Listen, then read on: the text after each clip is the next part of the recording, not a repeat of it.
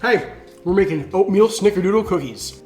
We're gonna mix together 2 cups of all-purpose flour and 2 cups of rolled oats, a half a teaspoon of baking soda, a half a teaspoon of baking powder, and a 1/4 teaspoon of kosher salt. Then we'll just set this aside. Then we're gonna cream together 1 cup of room temperature butter. It's about 2 sticks worth. And a half a cup each of brown sugar and white sugar. Once everything is evenly mixed, we're gonna add a half a teaspoon of vanilla extract and 2 eggs. If you crack your eggs into something like this ramekin, you can inspect each one for shells at a time before you add it to your mix. This way you don't crack a bunch of eggs and end up with the shell and the mixture of the eggs. Once your eggs are mostly mixed in, drop this bowl and give this a scrape, turn your mixer back on, and get this all mixed up. Maybe mix it for about another minute. Now it's time to bring our dry ingredients back in. And I don't know how I almost forgot, but you're gonna add 2 teaspoons of cinnamon to your dry mixture.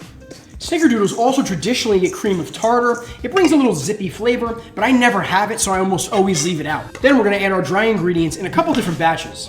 We'll put about a third in, we'll turn the mixer on, maybe about 10 seconds. We'll add another third, another 10 seconds, and the last of it. After about 20 to 30 seconds, we're gonna have our finalized snickerdoodle dough.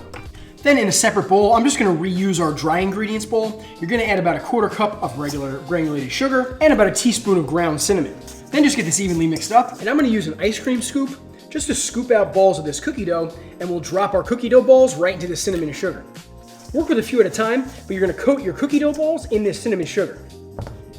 Then I have a sheet tray lined with a silicone baking mat. One of my favorite tricks with baking cookies is to lay down a light sprinkling of kosher salt right onto my baking mat. This can also be a sheet of aluminum foil or parchment paper, but the salt will bake into the bottom crust of the cookie and take your cookies to a whole nother place. Oh, and just a heads up, I did have to mix some more cinnamon and sugar just to get all my cookies coated. I'm gonna bake these in a 350-degree oven for about 7 to 8 minutes, or just until the edges of our cookies start to turn golden brown.